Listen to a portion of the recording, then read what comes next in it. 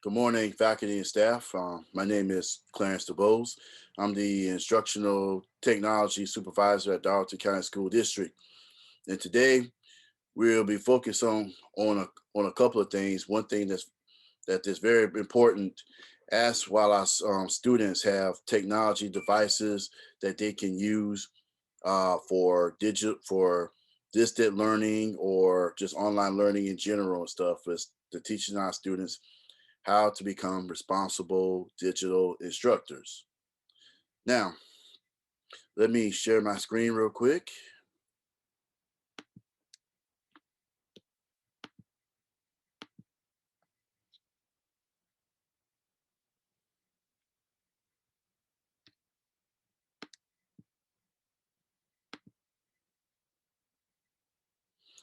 Okay, we have copyright and fair use, along with academic integrity and dishonesty. So, before we get started, let me ask all of you, what is the difference between copyright and fair use? Now, I'll pair you in groups and y'all can discuss that so y'all can share your own opinions about copyright and fair use. Is there a difference? Are they similar? I'll give it 10 minutes and then we'll come back.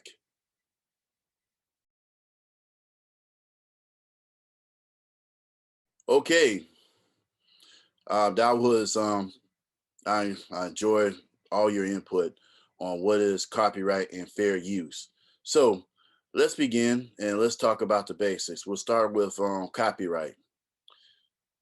Copyright in the legal sense is an automatic legal protection from infringement for an individual who creates a product such as like a music, song, or media file, pictures, software, videos, or logos.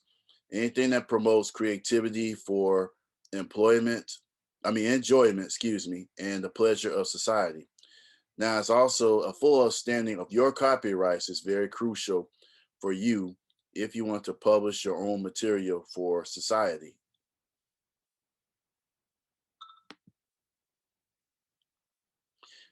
Now, fair use, that's more of a legal doctrine. So that promotes freedom of expression by permitting the unlicensed use of copyright protected materials in circumstances. Now, the Section 107 of Copyright Act provides the statutory framework for determining whether something is of fair use and identifies certain types of use such as criticism, comments, news reporting, teaching, scholarship, or research. Those are primary examples of activities that may qualify as fair use. Now, how they're different? Very simple. Now, copyright infringement is an offense against the creator of the material. Now, while the fair use are the guidelines that help enable individuals to use copyright materials for academic and entertainment purposes. So you have to make sure, like for fair use, like for example, if your students are doing like a news show and they want to use a copyright protected song, they can only play maybe about what 10 seconds of it, not the full song, but just at least 10 seconds of it. That's probably an example of a fair use. Now, copyright infringement, that's kind of like, let's say like file sharing. You can have, there's programs like the Pirate Bay or uTorrent. I'm not sure if you're familiar with those, but those are like file sharing websites that violate copyright infringement. Now, now, you have to make sure when you teach your students how to enable fair use for purposes that they must give credit to to the person who actually created the artwork or the song or so forth. They just cannot pass it out on their own. Another example of fair use is like an advanced document, and it can be distributed throughout the class, like the periodic table of elements, or like if your art, like you can or like if you can like you can use like an artwork that they can use to critique it and stuff. So basically, that's also part of like educational purposes. Uh, well, now another example, I guess, for like copyright or try to like use fair use or something to that nature. Basically, I'm a part of a fraternity of Kappa Alpha Psi.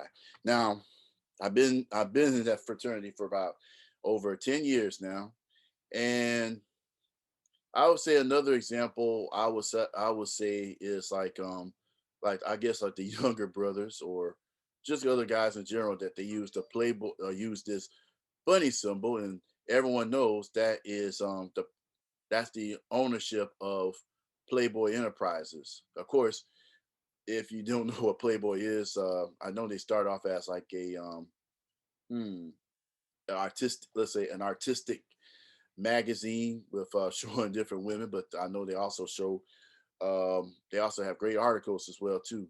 But anyway, make a long story short, I know my fraternity, or yeah, I'm include yeah my fraternity. They've been using the bunny for either like posting up their flyers or they use like for T-shirts, and they doing all this without the permission of the owner, which let's say I think Hugh Hefner.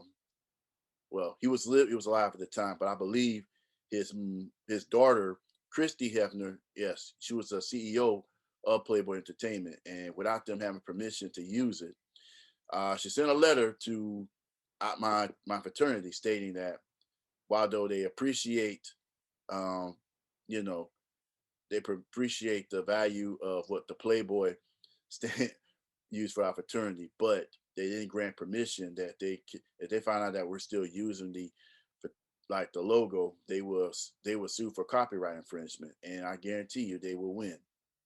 So that's kind of like an example that you want to keep in mind for that, because sometimes it's very easy to copy and paste and use other materials, use somebody else's materials. I mean, without them just knowing it. I mean, just go to all the legal hassle and everything. But the law is still a law, so that's something that you need to keep in mind. Now, going into this, now copyright laws does protect the creators from other people stealing your work. Now, for example, like your student can write like a fabulous essay now, but they can safeguard it and from other people stealing their work and trying to pass it off as their own. Like with copyright laws, they provide a method for software programs and also other documents to be freely accessed to the community. Now, Creative Commons is they help facilitate copy left concepts by enabling other individuals, like with the right to improve, redistribute, and replicate their work for advancement. So basically, it's like, well, basically, they will help like if like this, they can protect you from, let's say, like any copyright infringement laws. If But they're basically the middleman between you that you want to use some other material, use somebody's material, or and the actual owner. So that's the way. I mean, that's I guess with them, they'll they're the middleman preventing from people from getting into serious legal trouble. So that's something I think you should also explain to your students as well about them, the Creative Commons. Now, we're going to show a video clip about copyright and fair use, and this will explain this in more detail.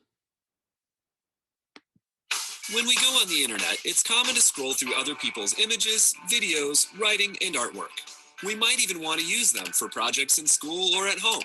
And we might think, I found it online, so it's mine. But that's not the case. We can't treat things we find online like a free-for-all.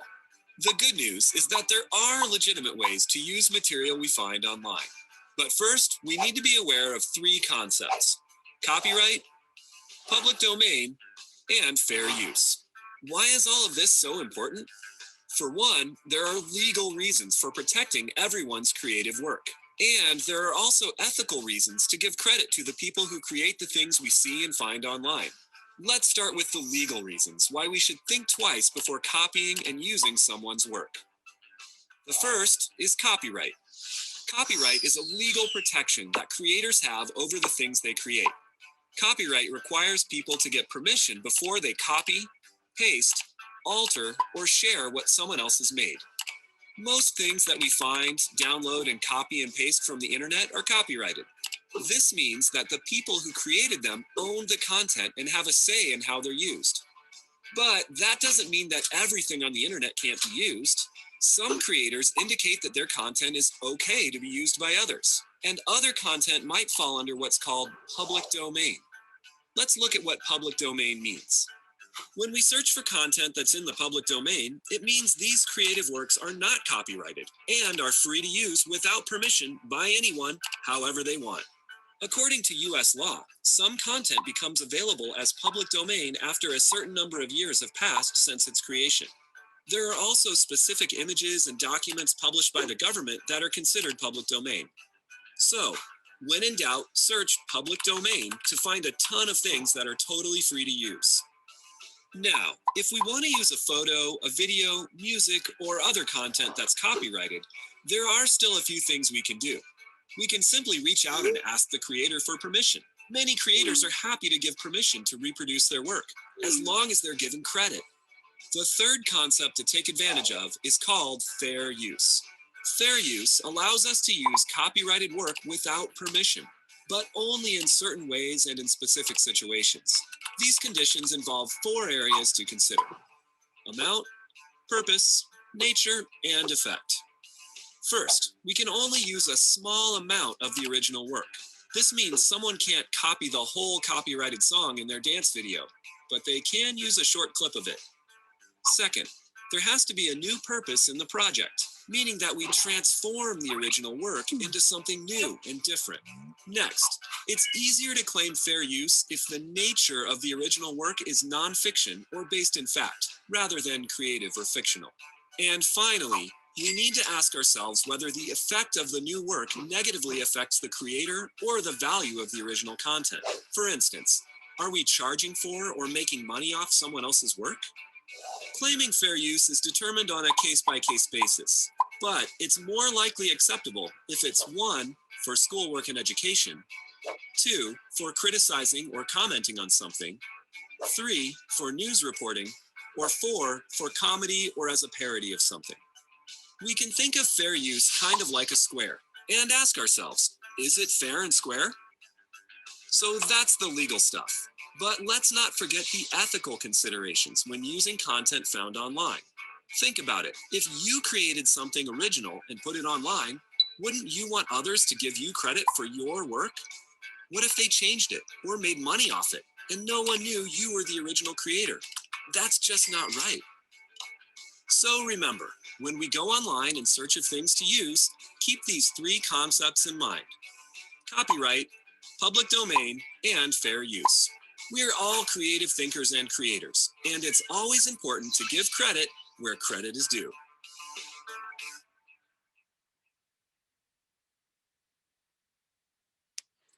Okay.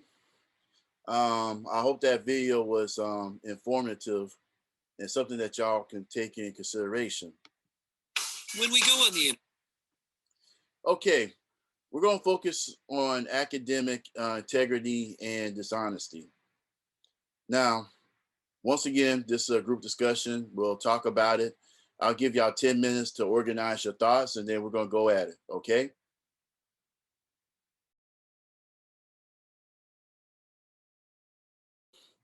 After the discussion, and you have your input on what within academic integrity and academic dishonesty. So let's go ahead and get started. Now, what we know about integrity, academic integrity. Now, basically with academic integrity, it's the commitment to or demonstrate honesty and moral behavior in an academic setting. Now, this is most relevant to university level as relates to providing credit to other people when they're using their ideas. Now, if I know for high school kids, I know for high school students, it's very important to get them into training about writing papers or essays. And if they borrow sources, they can give credit to it. So, you know, like, let's just say, like, if you're writing a paper on a famous, in my case, maybe say like an artist or so, like Jackson Pollock, and you can say Jackson Pollock stated that da da da da, and then of course you locate the source or what, and then you provide the source in there for the paper or so forth. Now, academic dishonesty. Now, academic dishonesty is basically is a very serious offense. Now, by choosing to cheat on an exam or deceive others, or you fabricate information as you pass it off on your own, those are examples of academic dishonesty, especially and also plagiarism. Now, that's another form of like academic dishonesty, that utilizing thoughts and ideas or writings as their own work. Now, common examples: turning in someone else's work, not properly citing the sources in your quotes or paraphrases. This is very key, especially um, as your high school students, as they venture into colleges. They're going to write some pages or some papers. There is no way of getting around that. But they also need to know how to properly cite their sources in order to prevent academic dishonesty. Another one, another example is using information that is basic knowledge without proper recognition.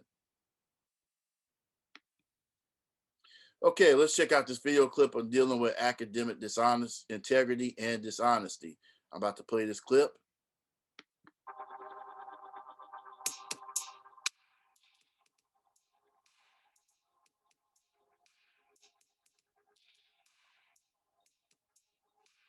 Hello, Mustangs. My name is Dylan Devera, and I'm here to talk to you about the importance of academic integrity.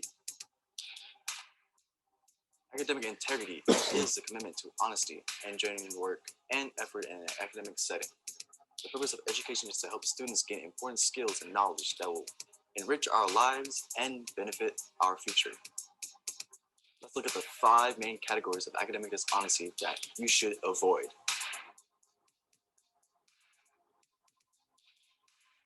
The most common form of academic dishonesty is a student who copies an assignment from another student. The student who knowingly allowed the assignment to be copied is also responsible.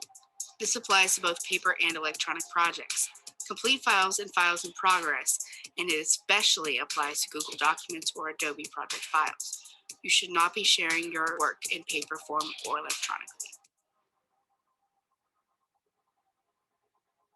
Cheating means having or using unauthorized cheat sheets, both paper or electronic, answer keys, or other evidence of premeditated cheating. This includes test information like topics, answers, or questions. Cheating also includes taking pictures or digitally sharing material that facilitates cheating, as well as using digital resources or apps that do the work for you, like Google Translate or PhotoMap. One of the most serious forms of academic dishonesty is plagiarism. This refers to a student who uses someone else's work or copies any information from a digital or paper resource and presents this material without attribution as if they are the student's own ideas or work. This also includes passing off other students' projects as your own. In higher education, plagiarism can have a dire consequence.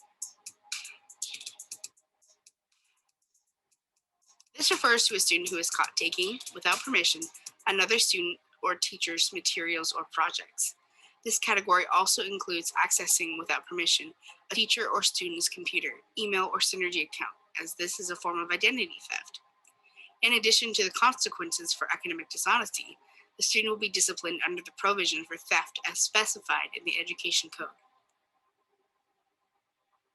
Finally, one of the most serious forms of academic dishonesty is falsifying records. This refers to a student who has been found to falsify school records, access or change gradebook data, or is apprehended for taking without permission school records. As a Mustang, you must actively work to avoid these forms of dishonesty in order for you to get the most out of your school and be prepared for higher education and a successful career. You must engage with schoolwork in an honest and meaningful way.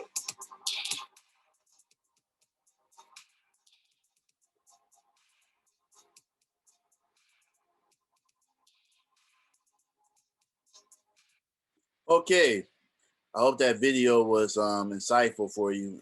This was very helpful towards academic honesty, integrity, and dishonesty. Now, to I it was during the summer of 2008, and I was in the PACE program at the time. If anyone doesn't is not sure about what the PACE program is, PACE program is like an alternative certification, teacher certification program where, like, if you want to be certified as a teacher and you didn't go to college for that, that's the alternative program. But anyway, and what during the summer I had the typewritten assignment that was due, and also, and I guess I didn't. I can be honest. I didn't cite my sources properly, and because of that, um, people from the PACE program called me up, and I had to drive all the way. I was living in Rock Hill at the time, so I had to drive all the way up to Rock Hill to Columbia, which is about a 45 to hour and a half drive, depending on where you're at. And I had a conversation with them, and they was telling me about there was some irregularities. So basically, they scanned my document through a program that's called Turn It In. Turn It In.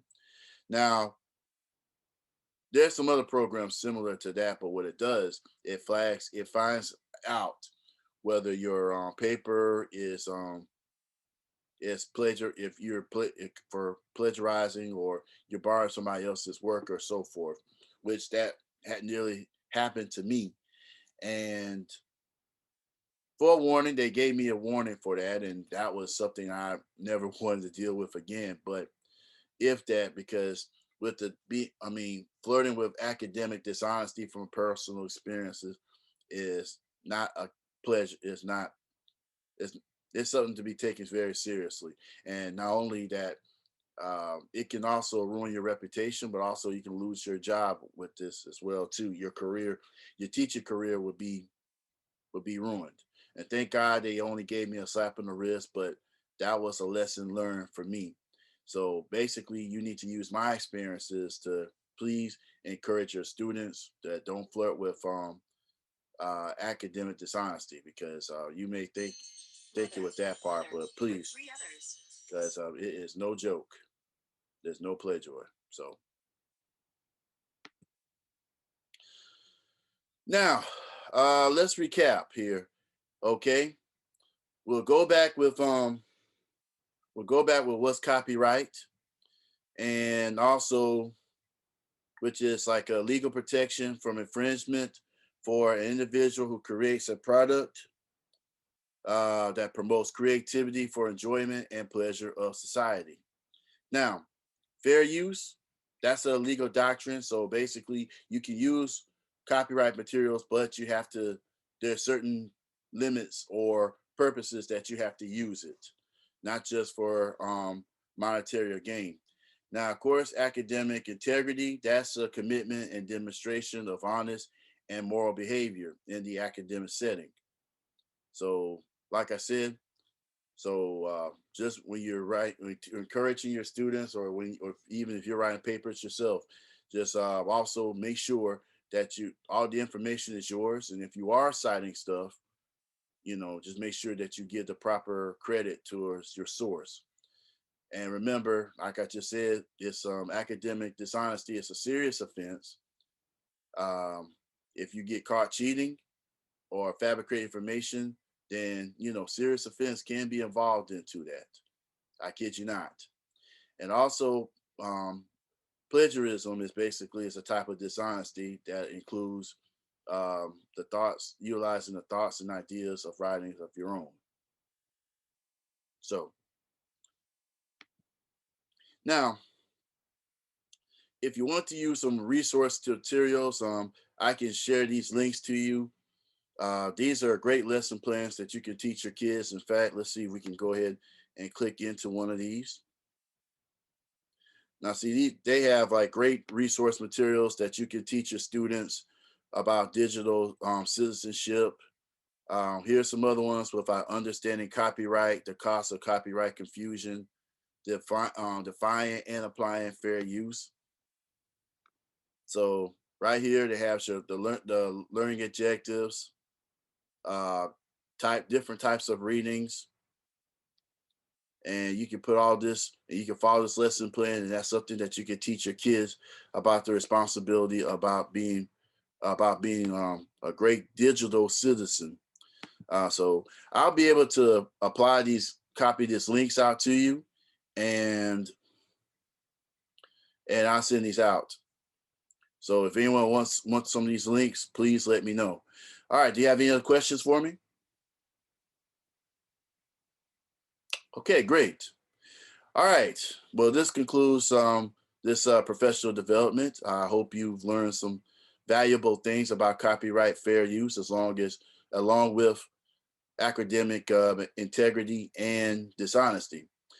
All right. My name is Mr. Clarence DeBose, and thank you so much. You have a good one.